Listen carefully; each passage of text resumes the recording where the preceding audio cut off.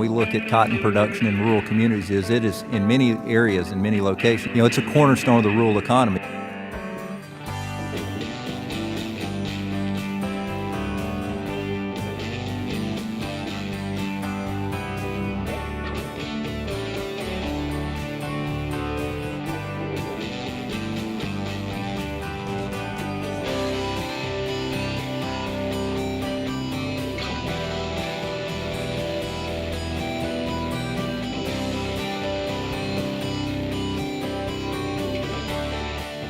Under the current farm law, U.S. cotton farmers are even more attuned to market conditions. And for the U.S. cotton industry to sustain production and infrastructure, it's imperative that production and trade policies in other countries not put U.S. farmers at a disadvantage.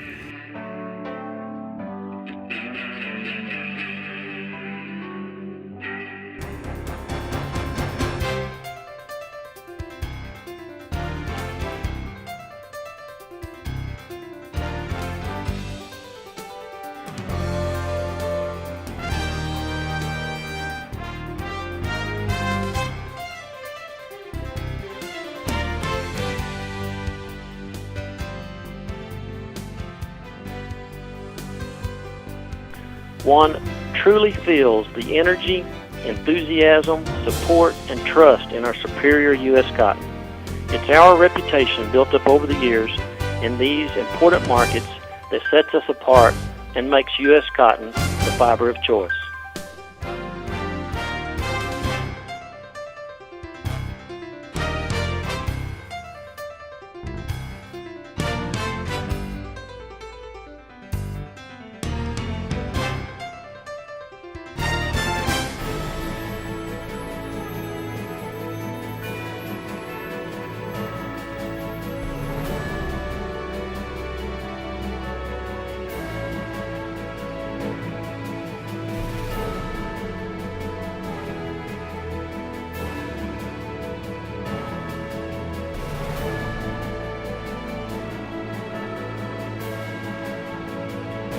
A thriving cotton industry is critical to the success of many local economies.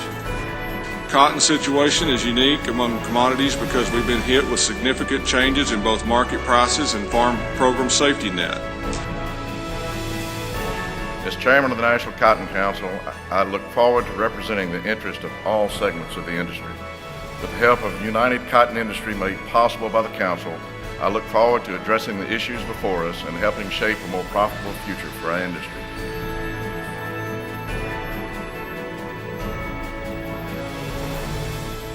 Late in the year, the Council pursued a cottonseed policy. Support was sought by securing as many signatures as possible on a letter that House Agriculture Committee Chairman Mike Conaway and Ranking Member Colin Peterson circulated to their House colleagues across the Cotton Belt. The letter to Secretary of Agriculture Tom Vilsack urged him to take all policy actions available to provide assistance to the U.S. cotton industry, and specifically called for USDA to utilize its existing authority in the 2014 Farm Law to designate cottonseed as an other oilseed. We understand the significant request represented by the proposal, but we believe the current economic conditions requires immediate action. Support provided by a cottonseed program should be viewed in the same manner as other farm program spending, which is an investment in not only production agriculture, but the rural economy. That effort was reinforced by Council Vice Chairman Shane Stevens, joined by a group of producer leaders and a West Texas banker who outlined numerous market, policy, and regulatory issues that threaten to undermine U.S. cotton's health at a Stress in Cotton Country hearing. In testimony before the House Agriculture Committee's General Farm Commodities and Risk Management Subcommittee, they stated that assistance by Congress and the administration are crucial if the industry is going to weather the current economic and regulatory climate. Losses in cotton area translate into pressure on associated businesses, infrastructure, and rural economies. Research has affirmed the multiplier effects on rural economies when cotton acres decline. A thriving cotton industry is critical to the success of many local economies. If some stabilizing policy is not implemented very soon, cotton acres are likely to continue their decline to the point that the remaining infrastructure cannot survive. If insurance premiums increase so that producers are not able to afford insurance, we will not be able to provide financing. As you have heard from others, the addition of a cottonseed support policy will be important to ensure continued economic activity in rural areas. A cottonseed support policy will help alleviate the increasing financial stress within the cotton industry and allow for continued credit availability.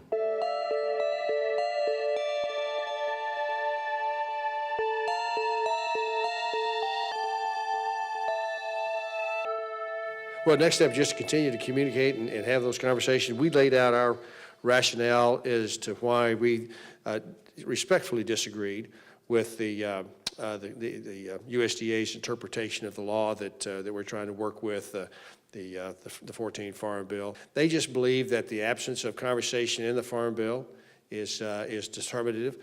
We would argue that the absence means that absence of references to cottonseed means that the discretion is there. You know, you've got professional judgments going on, and we're trying to continue to work in that vein. We all have lawyers, and you typically listen to the lawyers you pay, and so we're continuing to work with the Secretary. When we look across the belt, though, we do certainly see some differences by region. While cotton prices are not any better than they were a year ago and still not attractive to growers, they've improved relative to the main competing crops of corn and soybeans.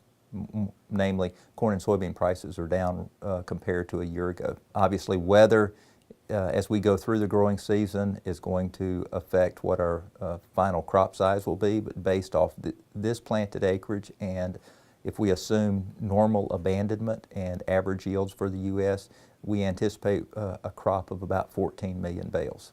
I think the thing we have to keep in mind right now is, since the time the survey was done, we have seen the cotton market weaken by 2 or 3 cents since that time, so that may play into producers' decisions. But again, we've still got several weeks to go before the crop's actually planted. So this survey is really, I think, a snapshot of growers' intentions at the time the survey is conducted. Those decisions will change as market prices adjust, not only for cotton but for competing crops as we go out over the coming weeks.